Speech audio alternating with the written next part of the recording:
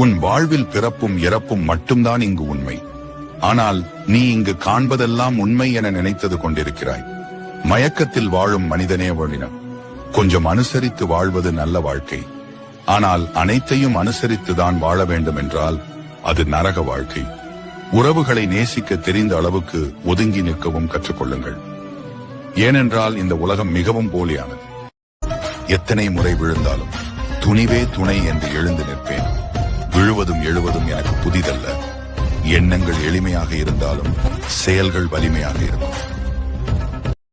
நான் கெட்டவன்தான், ஆனா இன்னொருத்தர் வாழ்க்கைய கஷ்டப்படுத்திட்டு நான் வாழணும் நினைக்கிற அளவுக்கு கெட்டவன் கிடையாது. அவங்களும் சந்தோஷமா வாழணும் நினைக்கிற கெட்டவன் தான். நம்மிடம் பணம் அதிகமாக இருந்தால் சிறு கை கால் வலிகளை கூட விசாரிக்க மனிதர்கள் நம்முடன் இருப்பார்கள். நம்மிடம் பணம் இல்லை என்றால் நாம் இறந்து கிடந்தால் கூட நம்மை எடுத்து அடக்கம் செய்ய ஆட்கள் இருக்க மாட்டார்கள். நம்மிடம் பணம் இருக்கும் பொழுது தெரியாது யார் நல்லவர் யார் கெட்டவர் என்று. நம்மிடம் பணம் இல்லாத போதுதான் தெரியும் யார் நம்முடன் இருக்கிறார் யார் காணாமல் போகிறார் என்று. நம்ம லைஃப்ல நிம்மதியா இருக்கணும்னா ஒரே விஷயம் தான், முதல்ல அடுத்த நினைப்பாங்க தூக்கி போடணும். சில அனுபவங்கள் நமக்கு அன்பாக பழகுவதை மறந்து அளவாக பழகுவதை கற்றுக் கொடுக்கிறது. ஒருவர் மீது விருப்பம் அளவாக இருக்க வேண்டும், ஏனென்றால் நாளை நாம் அவரை விலக நேரிடலாம்.